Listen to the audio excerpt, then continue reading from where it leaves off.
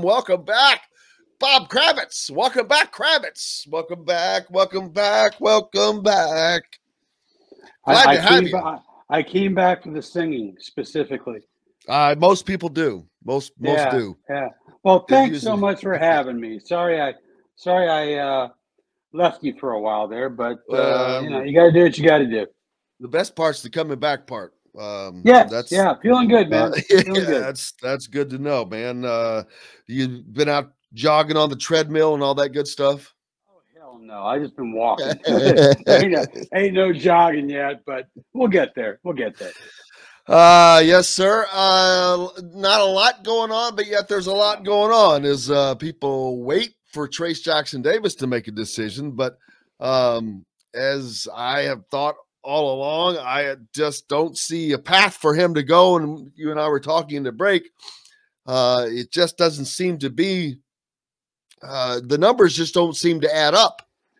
Well, he's the last I checked, and this is not the only it's not the only draft board I've seen. I mean, it's just one of many.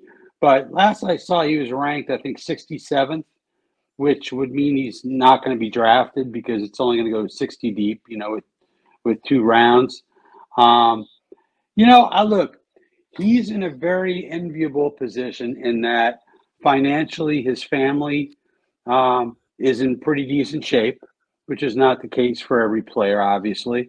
And he can do what his heart tells him to do. If he can go play pro somewhere, whether that's overseas like Jordy Holes or one of those guys, he can do that. Do I think he's an NBA player? Probably not. I mean, I think he's close. So he's got a lot of good options, but the point being, he doesn't have to jump to the NBA because he needs the money that desperately. I'm sure he'd love to make the money, and there will be NIL money available, it would appear. But I don't think there's a bad decision, really, that Trayce Jackson-Davis could make at this point. Oh, I agree. I mean, his options are good either way. It's just I think we talked about this yesterday. If he comes back, he has the opportunity to really leave a legacy, because although he has put up great numbers while he's been here, he hasn't won. He hasn't won anything. And Indiana, while they did get back to the NCAA tournament, surely that can't be the high bar. So, you come back again, it's like, oh man, they might be able to do something. Then you've got the other ancillary things, though, that are possibly the real reasons, but all that comes together for a nice little tidy package. Oh, absolutely. And you're right. He could go down as one of Indiana's really terrific players, especially if he's able to take them somewhere. If they're able to compete for a Big Ten title, which if he comes back, I think they're going to be a team that's going to be not favored for the Big Ten, but certainly one of the top 3 or 4 teams that have a chance to win the Big Ten title, along with the race and everything else that's going on. But you think about like Yogi Ferrell. For the longest time, Yogi was a really good player who hadn't really led them anywhere. And then he hits that shot against Iowa. They win the Big Ten title, yada, yada, yada. Next thing you know, Yogi's got quite a history at Indiana. So, I think it'll be great for Trayce. And, you say what you will about NIL, but if it keeps Trayce in school, why not? Go get your master's and be prepared for life beyond basketball. Absolutely. And then something bigger. We've seen all this NIL money. How about the NIL package that Pack got? Nigel Pack. That's nice. That's nice. But now, in seeing all that, I saw a report that possibility the NCAA is trying to do something to at least get the boosters out of the NIL business. How are you gonna do that? The toothpaste is out of the toothpaste is out of the tube, boys and girls. Well, I think it's so that they're not, so that at least that they're not organizing the deals. But if you've got a guy like they do down there in Miami that's going to put in $10 million, you think he's Right. not going to have a say in how it's being used? Oh, absolutely. Look, the NCAA for years and years and years put their fingers in their ears and said, we don't want to hear it, we don't want to deal with it. And now it's here and now it's out of control. And if the NCAA had shown some foresight, if the NCAA had acknowledged at some level that this was the future, they could have controlled it a little bit better. And frankly, I wonder, do we really need it to be under control? You know, at some point, these companies are going to find out that 18, 19-year-old kids are not necessarily great investments. Well, You know, but see, it's the ones that don't care. Like this guy who's a billionaire, he doesn't care. He's not expecting a return. He's just earmarked $10 million right. that he's basically going to give away to help his university with athletics. Yeah. How screwed up is that? Think about it. I mean, hey, look, we all love college athletics, but you know, aren't there better ways to spend your money? One would think. One would But certainly think, but this does bring up there has been no regulation on it, no nothing none. to stop him. And I'm like, all right, what's going to happen here? And in this A lot of report, gray area. A lot of gray area. one of the NCAA or representatives said, obviously, it's gotten out of hand. No kidding. That didn't take long. Did they expect that it would? I mean, cheating was illegal and it's out of hand. Did they not think that this was not going to get out of hand when they legalized it? I'm like, my God.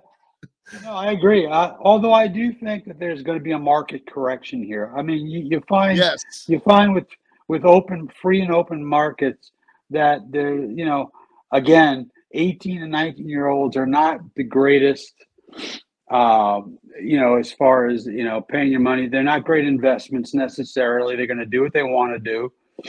And I'm not sure that this won't fix itself by itself over time. I don't know.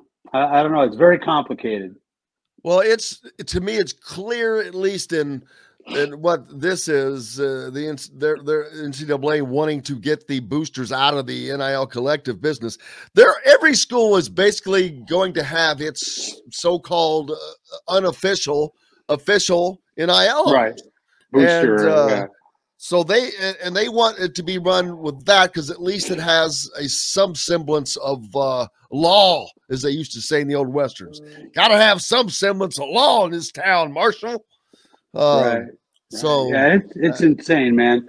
It's insane, and you know, for those of us who grew up during a simpler yet unfair time, it's just going to take a while for us to get used to the idea that players are going to make decisions based on the cash that's available to them, and it's something. I think it's an us issue more than it is a them issue.